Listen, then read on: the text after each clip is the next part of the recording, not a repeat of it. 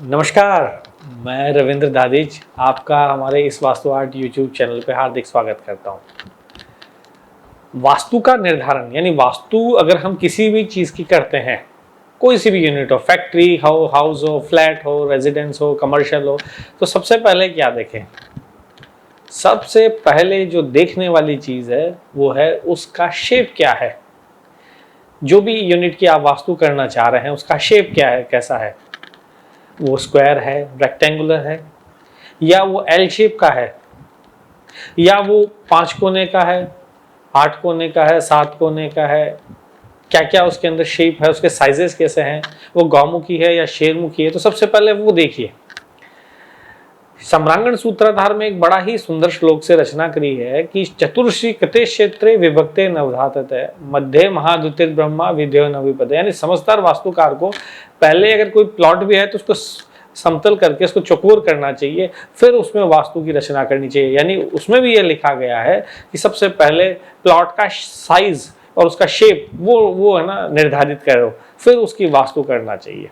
तो जब हम किसी भी जगह की हम वास्तु निर्धारित करते हैं और उसमें हम साइज देखते हैं, शेप देखते हैं, तो शेप में हमें देखना है कि अगर वो रेजिडेंशियल है, अगर वो रेजिडेंशियल है चाहे वो कोई भी यूनिट हो, तो उसमें हमें उसको गौमुखी बनाना चाहिए। यानी जो उसकी एंट्री है, जो उसका फ्रंट है, जहाँ से हम उसके अंदर एंटर करेंगे फ्रंट रोड की तरफ, वहाँ की तरफ उसकी चौड़ाई वो कम होनी चाहिए, और जो उसका बैक साइड है, रियर साइड है, वहाँ पे उसकी चौड़ाई कंपैरेटिवली ज़्यादा होनी चाहिए। अगर हम कमर्शियल यूनिट डिज़ाइन कर रहे हैं तो उसका रिवर्स होना चाहिए, वो शेरमुखी होनी चाहिए। शेरमुखी में क्या है कि जो उसका बैक है वो नैरो होना चाहिए और जो उसका फ्रंट है वो वाइड होना चाहिए।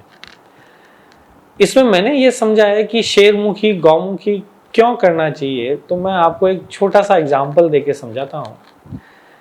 जैसे कि आप घर में रहते हैं तो आप गाय की जैसा रहे, गाय मतलब सौम्य, गाय मतलब शांत, गाय मतलब हुआ कि एकदम साधारण तरीके से रहने वाला, अग्रेशन नहीं चाहिए वहाँ पे।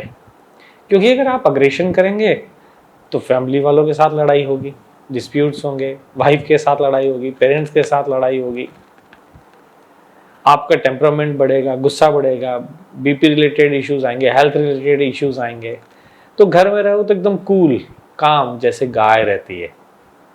इसीलिए घर को गौमुखी बनाया जाता है कि जो गौमुखी बनाने से जो उसमें रहने वाले हैं उसका स्वभाव उस मकान के शेप के हिसाब से गाय की जैसा ही हो जाए। पर अगर आप कमर्शियल यूनिट में बैठे हैं, आपकी खुद की कोई ऑफिस है, फैक्ट्री है, दुकान है, शॉप है, मॉल है, कुछ भी चीज़ है, तो वहाँ आप अग्रेसिव रहें, व्यापार करें तो अग्रेशन के साथ में करें, यानी वाइब्रेंट रहे, शेर की जैसे रहे। यानी आपका अगर वो यूनिट शेरमुखी है तो आपका नेचर भी वैसा होने लग जाएगा। आप जो भी कस्टमर आएगा, क्लाइंट आएगा, आप उनको अच्छे से हैंडल करेंगे, आप उनके ऊपर अपनी बात स्ट्रांगली एम्फसाइज करेंगे, आपके मार्केटिंग के गुण बहुत अच्छे डेवलप हो जाएंगे, आपकी प्रोडक्ट सेलिंग के गुण आपके बहुत अच्छे हो जाएंगे, आप चीज़ों को अच्छे तरीके से एक्सप्लेन कर पाएंगे। शेर जो है वो अपनी ताकत से, अपनी जबान की ताकत से, अपनी आवाज़ की ताकत से सबको एकदम से भयभीत कर देता है। तो यहाँ डराने का भाव नहीं है, यहाँ ये भाव है कि शेर जैसे होकर के अपनी बात को अब शेर के जैसे उस सामने वाले के सामने रखो, ताकि वो कन्विंस हो, उस बात को माने, उसको समझे। तो कोई भी चीज़ की वास्तु आप करते हैं तो पहले गौमुखी या शेरमुखी या उसका शेप निर्धारित करें। देखिए, एल शेप का प्लॉट शुभ नहीं होता है। एल शेप के प्लॉट में प्राय 4 तरीके से एल शेप का बनता है। यानी कि पहला तो नॉर्थ ईस्ट कट के एल शेप बने, दूसरा साउथ ईस्ट कट के एल शेप बने, तीसरा नॉर्थ वेस्ट कट के एल शेप बने, और चौथा साउथ वेस्ट कट के बने।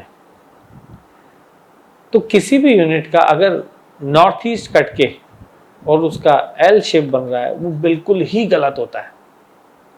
या तो उसकी ढंग से वास्तु की रेमेडी करवानी चाहिए और या फिर उसको छोड़ देना चाहिए, क्योंकि नॉर्थ ईस्ट कटा हुआ एल शेप का बिल्कुल भी शुभ नहीं होता। साउथ ईस्ट का कट के अगर एल शेप होता है तो वो कमर्शियल के हिसाब से वो चीज़, वो प्लॉट ठीक रहता है, उसमें थोड़ी एनर्जी की कमी रहती है। उस घर की जो लेडीज़ है, उस घर की जो फीमेल है, जो भी उसमें रेजिडेंट रहती है, उसका एजुकेशन सिस्टम बढ़िया नहीं हो पाता। उसके बच्चे जो हैं वो डल रहते हैं, यानी उसके जो भी किड्स होंगे वो स्पोर्ट्स में एक्टिव नहीं रहते, हेल्थ के इश्यूज उसमें चालू रहते हैं। तो साउथ ईस्ट कटा हुआ शुभ नहीं होता। अगर किसी फैक्ट्री में है तो वहाँ लेबर इश्यूज बढ़े रहते हैं, वहाँ पे मशीन्स के इश्यूज बढ़े रहते हैं, मशीन प्रॉपरली काम नहीं कर पाती, वहाँ लेबर प्रॉपर नहीं मिल पाती, हमेशा लेबर की कमी बनी रहती है, या फिर लेबर जो है वो इतनी ज़्यादा स्ट्रांग होती है कि वो मालिक को दबा के रखती है। तो अगर आपका साउथ वेस्ट कट करके और अगर एल शेप का बन रहा है, बिल्कुल भी ठीक नहीं है, ऐसे को तो छोड़ ही देना चाहिए। बीमारियां बहुत रहती है ऐसे में, जो भी रहता है वो बीमार ही रहता है, और पैसे से तो इतना टाइट रहता है कि वो कभी लाइफ में वो ऊंचा उठ ही नहीं पाएगा। जनहानि होने का भी इसमें बड़ा डर रहता है। तो इसलिए साउथ वेस्ट कटा हुआ एल भी शुभ नहीं होता। नॉर्थ वेस्ट अगर कट करके और एल बनता है तो ऐसे में रहने वालों के केस कार्रवाई खूब लगती है, लीगली बड़े परेशान रहते हैं, उनके शत्रु बड़े हो जाते हैं, और वो अपनी लाइफ में आधा टाइम उनका उन शत्रुओं से निपटने में ही लग जाता है। तो जो सर्वोत्तम कंस्ट्रक्शन है या सर्वोत्तम शेप जो है वो स्क्वायर और रेक्टेंगुलर ही ठीक रहता है। इसमें अगर आप मंदिर का निर्माण कर रहे हैं तो मंदिर के निर्माण में उसकी लंबाई और चौड़ाई जो है वो समान होनी चाहिए, इक्वल होनी चाहिए। यानी मंदिर बना रहे हैं तो उसका साइज होना चाहिए 15 बाई 15, 17 बाई 17, 21 बाई 21, 31 बाई 21, इसी प्रोपोर्शन में।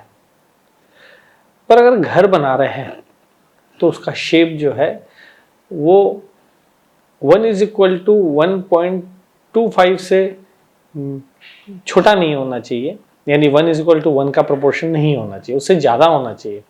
तो 1:1.25 से लेकर के अप टू 1:1.8 तक आप जा सकते हैं। यानी लंबाई से उसकी चौड़ाई से उसकी गहराई वो 2 गुना से ज़्यादा नहीं होनी चाहिए। इन छोटे फॉर्मूलों का आप ध्यान रखें और वास्तु में आप देखिए बड़ा ही अच्छा नक्शा निकलेगा और आपके घर की वास्तु भी बड़ी उत्तम रहेगी। नमस्कार।